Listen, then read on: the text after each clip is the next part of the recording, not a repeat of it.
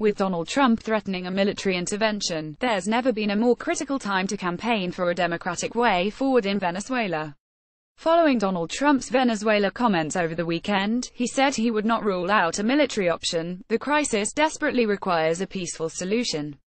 Here's how it could work. There is currently deep political polarization in Venezuela, primarily driven by a collapse in the economy itself, fueled by the collapse in oil prices, and undoubtedly worsened by some sections of right-wing opposition seeking to use their economic power to sabotage the economy for political ends. Serious analysts agree that both the government and the right-wing opposition maintain the support of millions of Venezuelans, as recent elections and an opposition called plebiscite showed, so a democratic solution is the only option. When it comes to deciding how to move beyond the current political deadlock, Venezuela should tap into the knowledge and support of neighboring countries in the region. Talks between the opposing sides could come under the auspices of the Union of South American Nations (UNASUR). Such negotiations have taken place in the past with the participation of the former presidents of numerous countries. The Venezuelan government and much of civil society have indicated a willingness to take part in such talks.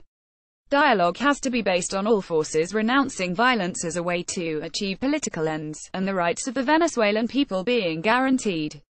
Violence to overturn constitutional mandates, including that of the democratically elected president, should be opposed by all Democrats. As Venezuela's right-wing opposition becomes more emboldened through a series of recent attacks, we risk a return to the days of the 2002 coup attempt against Hugo Chavez and the campaigns in 2013 to 2014 to oust President Maduro. In this context, a peaceful solution is the only option. Those responsible for violence must be held to account, be it a police officer who killed a demonstrator, or right-wing opposition activists using mortars or lynching and burning people alive they suspect of being government supporters.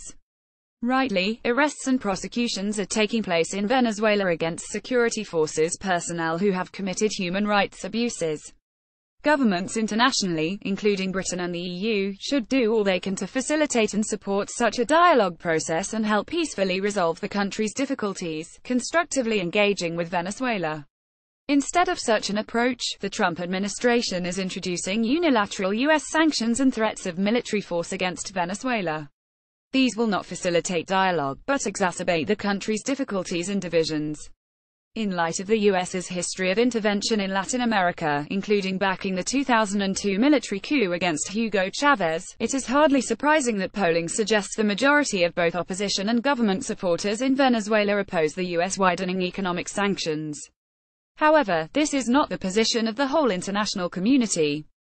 Proposals for the EU to follow Trump with its own sanctions have met with some skepticism. President Macron of France has indicated his support for dialogue in Venezuela, and it has been reported that the governments of Portugal and Greece do not believe sanctions are the best way forward to help improve the situation. Those who actually want to help Venezuela out of the current crisis, rather than simply using it as a stick with which to beat Jeremy Corbyn, as the right-wing press do, should put their efforts into supporting peace and dialogue. Tony Burke is Assistant General Secretary of Unite the Union and Vice Chair of the Venezuela Solidarity Campaign.